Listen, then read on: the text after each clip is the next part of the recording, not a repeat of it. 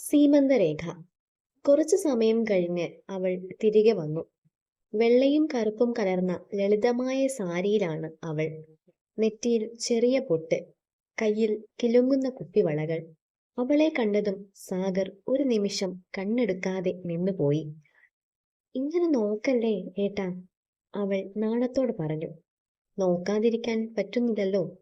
അവൻ പുഞ്ചിരിച്ചു. അവർ ബൈക്കിൽ കയറി യാത്ര തുടങ്ങി. കാറ്റ് മുഖത്ത് തട്ടുമ്പോൾ ഭാഗ്യ അവന്റെ ഷർട്ടിന്റെ പിറകിൽ മുറുകെ പിടിച്ചിരുന്നു. വഴിയിൽ ചെറുമൗനം. പക്ഷേ ആ മൗനത്തിൽ പോലും ഒരു സമാധാനമുണ്ടായിരുന്നു.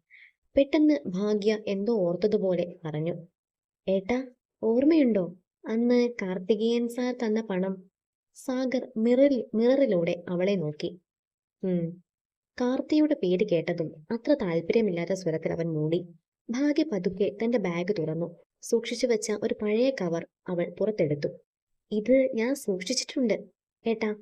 അവളുടെ ശബ്ദത്തിൽ ഒരു അഭിമാനവും ഒപ്പം ഒരു കുട്ടിത്തവും ഒരുമിച്ചുണ്ടായിരുന്നു. സാഗർ ബൈക്ക് സൈഡിലേക്ക് നിർത്തി. "ഭാഗ്യേ." അവൻ അവളുടെ കയ്യിൽ നിന്ന് കവർ വാങ്ങി തുറന്നു നോക്കി. അകത്ത് ആ നോട്ടുകെട്ടുകൾ അതുപോലെ തന്നെ ഉണ്ടായിരുന്നു. അവന്റെ മുഖത്ത് ഒരു നിമിഷം അത്ഭുതം നിറഞ്ഞു. "ഇത്രയും ദിവസം ഇതൊന്നും ചിലവാക്കാതെ സൂക്ഷിച്ചു വെച്ചിരുന്നോ നീ?" ഭാഗ്യ തലകുനിച്ച് ചിരിച്ചു. "ഏട്ടൻ പറഞ്ഞതല്ലേ ഫോൺ വാങ്ങാൻ ഉപയോഗിച്ചോളാൻ, അതുകൊണ്ടാ ഞാൻ ഒന്നും ചെലവാക്കാത്തത്." ആ വാക്കുകൾ കേട്ടതും സാഗറിന്റെ നെഞ്ചിൽ എന്തോ ഉരുകിയിറങ്ങുന്നത് പോലെ തോന്നി. അവൻ അവളെ നോക്കി. "എന്റെ പൊന്നു പെണ്ണേ." അവൻ അവളുടെ നെറ്റിയിൽ ഒരു സ്നേഹചുംബനം നൽകി. "ഇത്രയും അനുസരണയുള്ളവളാണോ നീ?" ഭാഗ്യ നാണത്തോടെ കണ്ണുകൾ താഴ്ത്തി. "അനുസരണമല്ല ഏട്ടാ, ഏട്ടൻ പറഞ്ഞതല്ലേ." അവളുടെ ആ ലളിതമായ മറുപടി സാഗറിന്റെ ഉള്ളിൽ വീണ്ടും ഒരു ചൂട് പടർത്തി. അവൻ ആ പണം തിരികെ അവളുടെ കയ്യിൽ തന്നെ വെച്ചു. "ഇത് നിനക്കുള്ളതാണ്. ഇന്ന് ഇതുപയോഗിച്ച് നിനക്ക് ഒരു നല്ല ഫോൺ വാങ്ങാം." ഭാഗ്യ ഞെട്ടി. "അയ്യോ ഏട്ടാ, ഇത്രയും പൈസ ഞാൻ എങ്ങനെ?" "നീ വേണം ഒരു ഫോൺ ഉപയോഗിക്കാൻ. എന്ത് അത്യാവശ്യം വന്നാലും രാധികേച്ചിനെ ബുദ്ധിമുട്ടിക്കേണ്ടേ നിനക്ക് എന്നെ ഒന്ന് വിളിക്കാൻ? നിനക്കൊരു ഫോൺ മേടിച്ചാൽ ആരോടും കൈ നീട്ടേണ്ട. അതിനാണ് ഇത്." അവളുടെ കണ്ണുകളിൽ സന്തോഷം നിറഞ്ഞു. "ശരി ഏട്ടാ." അവർ വീണ്ടും യാത്ര തുടർന്നു. ടൗണിലെ വലിയ മൊബൈൽ ഷോറൂമിന് മുന്നിൽ ബൈക്ക് നിർത്തിയപ്പോൾ ഭാഗ്യ ഒരു നിമിഷം മടിച്ചു നിന്നു. വലിയ ഗ്ലാസ് വാതിലുകളും പ്രകാശവും നിറഞ്ഞ കടയും അവൾക്കല്പം ഭയമായി തോന്നി. "വാ." സാഗർ അവളുടെ കൈ പിടിച്ചു. അവൾ അവന്റെ കയ്യിൽ പിടിച്ച് അകത്തേക്ക് നടന്നു. കടയ്ക്കുള്ളിൽ വിവിധ മോഡൽ ഫോണുകൾ പ്രകാശിച്ചു കിടന്നു. ഭാഗ്യ കണ്ണുകൾ വിടർത്തി എല്ലാം നോക്കി. "ഏട്ടാ, ഇതൊക്കെ ഫോണുകളാണോ?" "അതെ." സെയിൽസ്കാരൻ അടുത്തെത്തി മോഡലുകൾ കാണിക്കാൻ തുടങ്ങി. പക്ഷെ ഭാഗ്യയ്ക്കൊന്നും മനസ്സിലാകുന്നില്ല. അവൾ ഓരോ ഫോണും പിടിച്ചു നോക്കുന്നുണ്ട്. വീണ്ടും തിരികെ വെക്കുന്നു. "ഏട്ടാ, ഇതൊക്കെ ഒരുപോലെയല്ലേ?" അവളുടെ ചോദ്യം കേട്ട് സാഗർ ചിരിച്ചു. "അല്ല പെണ്ണെ, ഓരോന്നിനും വേറെ വേറെ ഗുണങ്ങളുണ്ട്." വില പറഞ്ഞപ്പോൾ ഭാഗ്യയുടെ കണ്ണുകൾ വിടർന്നു. "ഇത്രയും പൈസ ഒരു ഫോണിന് കൊടുക്കണോ?" അവൾ സാഗറിന്റെ കൈ പിടിച്ച് താഴേക്ക് വലിച്ചു. "വേണ്ട ഏട്ടാ, ഇതിലൊന്നും വേണ്ട. ചെറുത് എന്തെങ്കിലും മതി." സാഗർ അവളുടെ മുഖം നോക്കി. "നിനക്ക് വേണ്ടത് നല്ലൊരു ഫോണാണ്. അതാണ് ഞാൻ വാങ്ങുന്നത്." ഭാഗ്യ ഒന്നും പറയാതെ അവനെ നോക്കി നിന്നു. അവളുടെ ആ നിശബ്ദതയിൽ പോലും ഒരു വിശ്വാസമുണ്ടായിരുന്നു. അവൻ പറയുന്നതിൽ തെറ്റില്ലെന്ന് അവൾക്കറിയാമായിരുന്നു. സാഗർ ഒരു മോഡൽ തിരഞ്ഞെടുത്തു. "ഇതാണ് എനിക്കിഷ്ടമായത്. നിനക്കോ?" ഭാഗ്യയും സമ്മതം മൂളിയതും അവർ അതെടുക്കാൻ തീരുമാനിച്ചു. അന്ന് ആദ്യമായി ഭാഗ്യ ഒരു സ്മാർട്ട് ഫോൺ കയ്യിൽ പിടിച്ചു.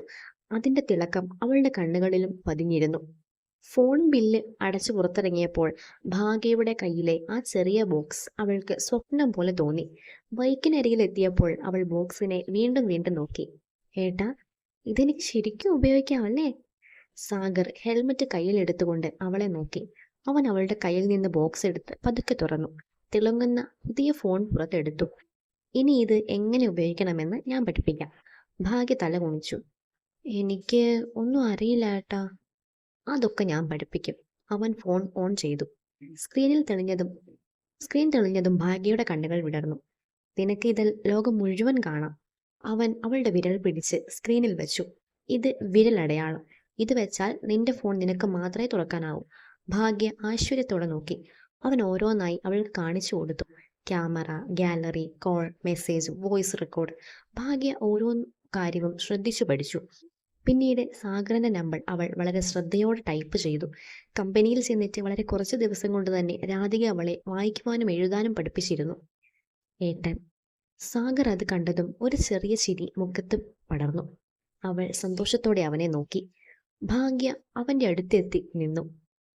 ആദ്യമായി ഒരു ഫോണിന്റെ ക്യാമറയിൽ അവളുടെ ജീവിതം പകർത്തപ്പെടുന്ന നിമിഷം അവൾ അല്പം നാണത്തോടെ ചിരിച്ചു. ക്ലിക്ക്. സ്ക്രീനിൽ രണ്ടുപേരുടെയും മുഖം തെളിഞ്ഞപ്പോൾ ഭാഗ്യയ്ക്ക് വിശ്വസിക്കാനായില്ല. ഇത് ഞാൻ തന്നെയാണോ ഏട്ടാ? അതെ. ഇനി നിനക്ക് ഇഷ്ടമുള്ള അത്ര ഓർമ്മകൾ ഇതിൽ സൂക്ഷിക്കാം. അവൾ ഫോൺ നെഞ്ചോട് ചേർത്ത് പിടിച്ചു. ഇത് ഞാൻ ഒരിക്കലും നഷ്ടപ്പെടുത്തില്ല. സാഗർ അവളെ നോക്കി. ഇനി നമുക്ക് ഒരു സ്ഥലത്ത് പോകാം. ഭാഗ്യയുടെ കണ്ണുകൾ വിടർന്നു. എവിടേക്ക്? അവൻ ചിരിച്ചു. കടൽ കാണാൻ. ആ വാക്ക് കേട്ടതും ഭാഗ്യ ഒരു നിമിഷം നിശബ്ദയായി നിന്നു. കടൽ ഞാൻ കണ്ടിട്ടില്ലല്ലോ ഏട്ടാ. ഇന്ന് നമുക്ക് കാണാം. അവൻ ബൈക്ക് സ്റ്റാർട്ട് ചെയ്തു. ഭാഗ്യ പിന്നിൽ കയറി. പക്ഷെ ഈ തവണ അവളുടെ കയ്യിൽ ഫോൺ മുറുകെ പിടിച്ചിരുന്നു. വഴിയിലൂടെ പോകുമ്പോൾ കാറ്റ് കൂടുതൽ ശക്തമായി വീശി. അവളുടെ മനസ്സിലും അതുപോലെ പുതിയൊരു ആവേശം പടർന്നു. ജീവിതത്തിൽ ആദ്യമായി ഒരു പുതിയ ലോകത്തേക്ക് പോകുന്നത് പോലെ. ഏട്ടാ. കടൽ എങ്ങനെയിരിക്കും? സാഗർ ചിരിച്ചു. പരവതാനി പോലെ നീണ്ടു കിടക്കുന്ന വെള്ളം. അവസാനമില്ലാത്തതുപോലെ തോന്നും. ഭാഗ്യ കണ്ണുകൾ അടച്ചു. ഞാൻ അതിനെ കാണാൻ കാത്തിരിക്കുക. ബൈക്ക് മുന്നോട്ട് നീങ്ങുമ്പോൾ ദൂരെയായി കടലിന്റെ കാറ്റ് അവരെ തൊടാൻ തുടങ്ങി. അവളുടെ മുടിയിഴകൾ പറന്നു. കണ്ണുകളിൽ ഒരു പുതിയ സ്വപ്നം നിറഞ്ഞു. പുതിയ ഫോൺ, പുതിയ ലോകം, ഇനി വരാനിരിക്കുന്ന ഒരു പുതിയ ദിവസം. കുറച്ചു ദൂരം കൂടി മുന്നോട്ട് പോയതും വായുവിൽ ഉപ്പിന്റെ ഗന്ധം കലരാൻ തുടങ്ങി. ഇതുവരെ അവൾ അനുഭവിച്ചിട്ടില്ലാത്തൊരു മണം. ഭാഗ്യ കാറ്റ് ആഴത്തിൽ ശ്വസിച്ചു. ഏട്ടാ. ഈ കാറ്റിന് എന്താ ഒരു പ്രത്യേക മണം? സാഗർ പുഞ്ചിരിച്ചു. അത് കടലിന്റെ മണമാണ്. ആ വാക്ക് കേട്ടതും ഭാഗ്യയുടെ കണ്ണുകൾ സന്തോഷത്താൽ വിടർന്നു. അപ്പോ അടുത്തെത്തിയോ? ഹാ, ഇനി കുറച്ചുകൂടിയേ ഉള്ളൂ. ബൈക്ക് വീണ്ടും മുന്നോട്ട് നീങ്ങി. ഓരോ നിമിഷവും ഭാഗ്യയുടെ ആകാംക്ഷ കൂടി വന്നു. കുട്ടിക്കാലത്ത് പുതിയ കളിപ്പാട്ടം കിട്ടാൻ വേണ്ടി കാത്തിരിക്കുന്ന ഒരു കുഞ്ഞിന്റെ മനസ്സുപോലെയായിരുന്നു അവളുടേത്. പെട്ടെന്ന് ദൂരെയായി നീല നിറത്തിൽ എന്തോ അനന്തമായി പരന്നു കിടക്കുന്നത് അവളുടെ കണ്ണിൽ പെട്ടു. ആദ്യം അവൾക്ക് മനസ്സിലായില്ല. പക്ഷെ ബൈക്ക് അടുത്തെത്തിയപ്പോൾ ആ കാഴ്ച വ്യക്തമായി. കണ്ണെത്താ ദൂരത്തോളം പരന്നു കിടക്കുന്ന ജലരാശി. ആകാശവും കടലും ഒരിടത്ത് ചേർന്നതുപോലെ തോന്നുന്ന ചക്രവാളം. അലയടിച്ച് തീരത്തേക്ക് ഓടിയെത്തുന്ന വെളുത്ത തിരമാലകൾ. സൂര്യന്റെ പൊൻവെളിച്ചത്തിൽ വജ്രം പോലെ തിളങ്ങുന്ന വെള്ളം.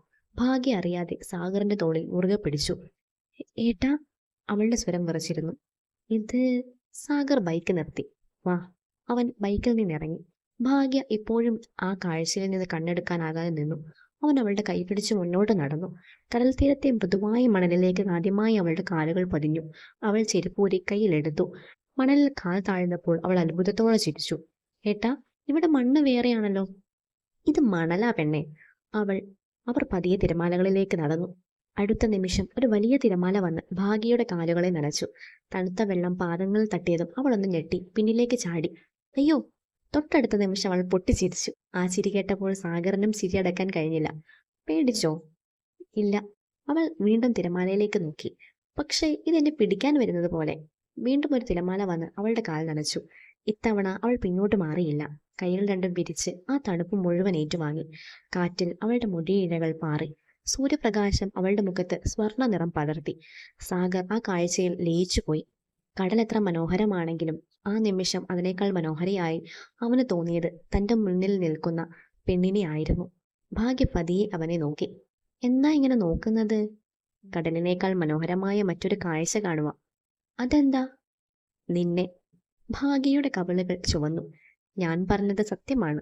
അവൻ അവളുടെ അടുത്തേക്ക് വന്നു. ഇന്ന് കടൽ ആദ്യമായി കാണുന്നത് ആരായാണെന്നറിയാമോ? ഞാനല്ലേ? അല്ല. ഭാഗ്യ അത്ഭുതത്തോടെ അവനെ നോക്കി.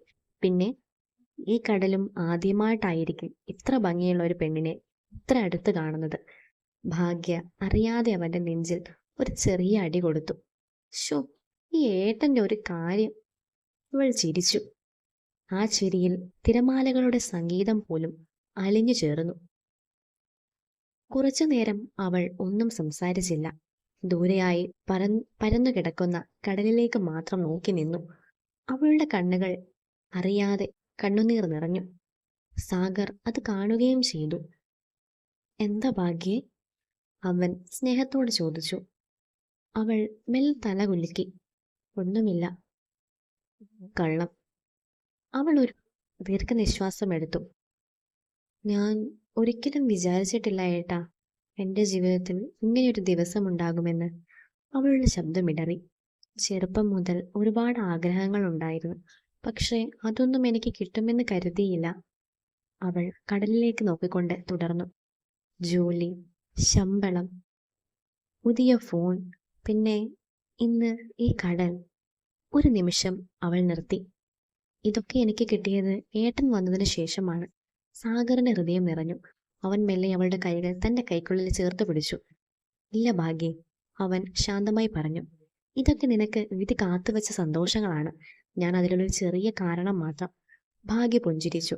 എനിക്ക് ഏട്ടൻ തന്നെയാണ് എൻ്റെ വിധി. ആ വാക്കുകൾ കേട്ടതും സാഗറിന്റെ കണ്ണുകളിൽ സ്നേഹം നിറഞ്ഞു. അവൻ അവളുടെ നെറ്റിയിൽ മെല്ലെ ചുംബിച്ചു. തിരമാലകൾ വീണ്ടും വീണ്ടും അവരുടെ കാലുകളെ തഴുകിക്കൊണ്ടിരുന്നു. ആ പ്രണയ നിമിഷത്തിന് പ്രകൃതി തന്നെ സാക്ഷ്യം വഹിക്കുന്നത് പോലെ. അതേസമയം നഗരത്തിൽ നിന്ന് മലയോര പാതയിലൂടെ അതിവേഗത്തിൽ ഒരു കാർ പാഞ്ഞു പോകുകയായിരുന്നു. ഹൃത്തിക്കാണ് വണ്ടി ഓടിച്ചിരുന്നത്. പുറകിലെ സീറ്റിൽ ഭാസ്കരനും അയാനയും. അല്പസമയം മുമ്പ് നടന്ന ചർച്ചയുടെ ചൂട് ഇപ്പോഴും കാറിനുള്ളിൽ നിറഞ്ഞു നിന്നു. ഇനി സമയം കളയാൻ പാടില്ല, ഭാസ്കരൻ കർക്കശമായി പറഞ്ഞു. സാഗറിന്റെ ജീവിതത്തിൽ ആദ്യ പ്രഹരം എത്രയും വേഗം ഏൽക്കണം. അയാനയുടെ ചുണ്ടിൽ അപകടകരമായ ഒരു ചിരി വിരിഞ്ഞു. അവന്റെ ഏറ്റവും വലിയ ബലഹീനത ഭാഗ്യയാണ്. ഹൃത്തിക് ആക്സിലേറ്ററിൽ കൂടുതൽ അമർത്തി. പെട്ടെന്ന് മുന്നിലെ വളവിൽ റോഡരികിലേക്ക് ഒരു ലോറി കയറി വന്നു. ഹൃത്തിക് സൂക്ഷിക്കുക, ഭാസ്കരൻ അലറി. ഹൃത്തിക് സ്റ്റിയറിംഗ് വെട്ടിച്ചെങ്കിലും ടയറുകൾ നിയന്ത്രണം വിട്ട് റോഡിൽ ഉരഞ്ഞു. അയാന, പിടിക്ക്! അവളുടെ നിലവിളി കാറിനുള്ളിൽ മുഴങ്ങി. അടുത്ത നിമിഷം കാർ റോഡിന്റെ സൈഡിൽ ബാരിയർ തകർത്ത് താഴെയുള്ള ആഴമുള്ള കൊക്കയിലേക്ക് മറിയാൻ തുടങ്ങി. ആ വണ്ടി പാറകളിൽ ഇടിച്ചുകൊണ്ട് താഴേക്ക് ഉരുണ്ടു വീണു. ഒരു വലിയ പൊട്ടിത്തെറി. പിന്നെ ആ മലയോര പ്രദേശത്ത് വീണ്ടും നിശബ്ദത മാത്രം. ഈ അപകടം മറ്റൊരു വലിയ ഗൂഢാലോചനയുടെ തുടക്കമായിരുന്നു. നഗരത്തിലെ പ്രധാന വാർത്താ ചാനലുകളുടെ ബ്രേക്കിംഗ് ന്യൂസ് ബാനറുകൾ ഒരേ സമയം ചുവപ്പായി മാറി. സ്റ്റുഡിയോയിലിരുന്ന ന്യൂസ് റീഡറുടെ ഗൗരവം നിറഞ്ഞ ശബ്ദം മുഴങ്ങി. നമസ്കാരം, ഇപ്പോൾ ലഭിക്കുന്ന ഏറ്റവും പുതിയ വാർത്തയിലേക്ക്. നഗരത്തിൽ നിന്ന് മലയോര റോഡിലൂടെ സഞ്ചരിച്ചിരുന്ന ഒരു ആഡംബര കാർ നിയന്ത്രണം വിട്ട് ആഴമേറിയ കൊക്കയിലേക്ക് മറിഞ്ഞിരിക്കുകയാണ്. പ്രാഥമിക വിവരങ്ങൾ അനുസരിച്ച് കാറിലുണ്ടായിരുന്ന 3 പേരാണ് എന്നാണ് പോലീസ് അറിയിച്ചിരിക്കുന്നത്. കൊക്കയുടെ അടിത്തട്ടിൽ മുൻഭാഗം പൂർണ്ണമായും തകർന്ന നിലയിൽ കിടക്കുന്ന കാർ. ചുറ്റും പോലീസും ഫയർഫോഴ്സും നാട്ടുകാരും. മിന്നിമറയുന്ന ആംബുലൻസിന്റെ ലൈറ്റുകൾ. റീഡർ തുടർന്നു. അപകടത്തിൽ ഗുരുതരമായി പരിക്കേറ്റ 3 പേരെയും രക്ഷാപ്രവർത്തകർ ഏറെ പരിശ്രമത്തിനൊടുവിലാണ് പുറത്തെടുത്തത്. ഉടൻ തന്നെ സമീപത്തെ സ്വകാര്യ ആശുപത്രിയിലേക്ക് എത്തിച്ചു മാറ്റിയെങ്കിലും ആശുപത്രി അധികൃതർ പുറത്തുവിട്ട ഏറ്റവും പുതിയ വിവരമനുസരിച്ച് ഒരാൾ സംഭവ സ്ഥലത്ത് വെച്ച് തന്നെ മരണപ്പെട്ടതായും മറ്റൊരാൾ ആശുപത്രിയിൽ എത്തിച്ച ഉടൻ മരണത്തിന് കീഴടങ്ങിയതായും സ്ഥിരീകരിച്ചിട്ടുണ്ട്. 3ാമത്തെ യാത്രക്കാരൻ അതീവ ഗുരുതരാവസ്ഥയിൽ തീവ്രപരിചരണ വിഭാഗത്തിൽ ചികിത്സയിലാണ്. ജീവൻ രക്ഷിക്കാനുള്ള ശ്രമങ്ങൾ തുടരുകയാണെന്നാണ് ആശുപത്രി വൃത്തങ്ങൾ അറിയിക്കുന്നത്. സ്ക്രീനിന് താഴെ അക്ഷരങ്ങൾ വീണ്ടും ഓടി. 2 മരണം, ഒരാളുടെ നില അതീവ ഗുരുതരം. റീഡർ വീണ്ടും സംസാരിച്ചു. മരിച്ചവരുടെ ചികിത്സയിലുള്ള വ്യക്തിയുടെയും പേര് വിവരങ്ങൾ ഇതുവരെ ഔദ്യോഗികമായി പുറത്തുവിട്ടിട്ടില്ല. ബന്ധുക്കളെ അറിയിച്ച ശേഷമായിരിക്കും പോലീസ് ഇക്കാര്യത്തിൽ സ്ഥിരീകരണം നൽകുക. അപകടത്തിന്റെ കാരണം എന്താണെന്ന് വ്യക്തമല്ല. അമിത വേഗമാണോ, വാഹനത്തിന് സാങ്കേതിക തകരാറാണോ, അതോ മറ്റെന്തെങ്കിലും സാഹചര്യങ്ങളാണോ അപകടത്തിലേക്ക് നയിച്ചതെന്ന് കണ്ടെത്താൻ പോലീസ് അന്വേഷണം ആരംഭിച്ചിട്ടുണ്ട്. കൂടുതൽ വിവരങ്ങൾക്കായി നമ്മോടൊപ്പം അനിൽ ചേരുന്നുണ്ട്. അനില, പറയൂ. അപകട സ്ഥലത്ത് നിന്നുള്ള റിപ്പോർട്ടർ തത്സമയ സന്ദർശങ്ങളോടെ പറഞ്ഞു. അതെ, ഞാനിപ്പോൾ നിൽക്കുന്നത് അപകടം നടന്ന കൊക്കയുടെ മുകളിലാണ്. ഇവിടെ നിന്ന് നോക്കിയാൽ തന്നെ അപകടത്തിന്റെ ഭീകരത വ്യക്തമാണ്. റോഡിലെ സുരക്ഷാ ഭിത്തി പൂർണ്ണമായും തകർത്ത നിലയിലാണ്. അതിനുശേഷം 100 കണക്കിന് അടി താഴ്ചയിലാണ് കാർ മറിഞ്ഞത്. വാഹനം പൂർണ്ണമായും തകർന്നതിനാൽ രക്ഷാപ്രവർത്തനം ഏറെ ദുഷ്കരമായിരുന്നു. ഫോറൻസിക് സംഘവും മോട്ടോർ വാഹന വകുപ്പും സ്ഥലത്തെത്തി പരിശോധനകൾ ആരംഭിച്ചിട്ടുണ്ട്. അപകടത്തിന് പിന്നിൽ ദുരൂഹതയുണ്ടോ എന്നടക്കമുള്ള എല്ലാ സാധ്യതകളും പോലീസ് പരിശോധിക്കുന്നുണ്ട്. സ്റ്റുഡിയോയിലേക്ക് വീണ്ടും കാഴ്ച മാറി. ന്യൂസ് റീഡർ അവസാനമായി പറഞ്ഞു. ഈ അപകടവുമായി ബന്ധപ്പെട്ട കൂടുതൽ വിവരങ്ങൾ ലഭിക്കുന്ന മുറയ്ക്ക് നിങ്ങളിലേക്ക് എത്തിക്കുന്നതാണ്. ഇതൊരു വികസിച്ചുകൊണ്ടിരിക്കുന്ന വാർത്തയാണ്. കൂടുതൽ അപ്ഡേറ്റുകൾക്കായി ഞങ്ങളോടൊപ്പം തുടരൂ. ടെലിവിഷനിൽ ബ്രേക്കിംഗ് ന്യൂസ് കണ്ട നിമിഷം മുതൽ ആലയയുടെ മനസ്സ് ഒരു വിചിത്രമായ നിശബ്ദതയിലായിരുന്നു. അയാന മരിച്ചിരിക്കുന്നു. ആ വാർത്ത പലതവണ കേട്ടിട്ടും അവൾക്ക് കരച്ചിൽ വന്നില്ല. നെഞ്ചു പൊട്ടുന്ന വേദന തോന്നിയില്ല. മറിച്ച് മനസ്സിന്റെ ഏറ്റവും ആഴത്തിൽ നിന്ന് ഉയർന്നു വന്നത് ഒരു ദീർഘനിശ്വാസം മാത്രമായിരുന്നു. ടെലിവിഷൻ ഓഫ് ചെയ്ത ശേഷം അവൾ ജനലരികിൽ ചെന്നു നിന്നു. പുറത്ത് മഴ പെയ്യുന്നുണ്ടായിരുന്നു. മേൽക്കൂരയിൽ വീഴുന്ന ഓരോ മഴത്തുള്ളിയും പഴയ ഓർമ്മകളെ ഓരോന്നായി മനസ്സിലേക്ക് കൊണ്ടുവന്നു. കുട്ടിക്കാലത്ത് അയാന അവളുടെ ലോകമായിരുന്നു. ചേച്ചിയുടെ കൈ പിടിച്ചായിരുന്നു അവൾ ആദ്യമായി സ്കൂളിൽ പോയത്. രാത്രികളിൽ വീട് തോന്നുമ്പോൾ ചേച്ചിയുടെ നെഞ്ചിൽ തല ചായ്ച്ചാണ് അവൾ ഉറങ്ങിയത്. പക്ഷേ കാലം മാറിയപ്പോൾ അയാനയും മാറി. പണത്തോടുള്ള ആർത്തിയും അധികാരത്തോടുള്ള മോഹവും വാശിയും പതിയെ പതിയെ ആ പെണ്ണിനെ മറ്റൊരാളാക്കി മാറ്റുകയായിരുന്നു. ആലേഖ പലതവണ അവളെ തിരികെ പിടിക്കാൻ ശ്രമിച്ചു. ചേച്ചി, ഇങ്ങനെയൊന്നും ചെയ്യരുത്. നമ്മൾക്ക് ഇത്രയും മതിയില്ലേ നല്ല രീതിയിൽ ജീവിക്കാൻ? എത്രയോ തവണ പറഞ്ഞിട്ടുണ്ട്. പക്ഷേ ഓരോ തവണയും അയാൻ അവളെ തള്ളി മാറ്റി. നീ നിന്റെ കാര്യം മാത്രം നോക്ക് ആലേഖ, എന്റെ ജീവിതത്തിൽ ഇടപെടണ്ട. ആ വാക്കുകൾ ഇന്നും കാതുകളിൽ മുഴങ്ങുന്നുണ്ട്. പിന്നീട് സംസാരങ്ങൾ കുറഞ്ഞു. ഒരേ വീട്ടിലായിരുന്നിട്ടും അപരിചിതരെ പോലെ അവർ ജീവിച്ചു. അവസാനം അയാന സ്വന്തം ജീവിതത്തിൽ നിന്ന് ആലേഖയെ പൂർണ്ണമായും പുറത്താക്കി. അവൾ എവിടേക്ക് പോകുന്നു, ആരോടൊപ്പമാണ്, എന്താണ് ചെയ്യുന്നത് ഒന്നും പറയാറില്ലായിരുന്നു. ആലേഖ ചോദിച്ചാൽ പോലും മറുപടി ഒന്ന് മാത്രം: അത് നിന്നെ അറിയിക്കേണ്ട കാര്യമില്ല. ആ ഓർമ്മയിൽ അവളുടെ ചുണ്ടിൽ ഒരു വേദന നിറഞ്ഞ പുഞ്ചിരി വിരിഞ്ഞു.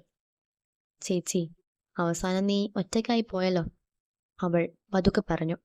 ഞാൻ പലതവണ നിന്റെ അടുത്തേക്ക് വരാൻ നോക്കി. പക്ഷെ ഓരോ തവണയും എന്നെ അകറ്റിയത് നീ തന്നെ ആയിരുന്നു.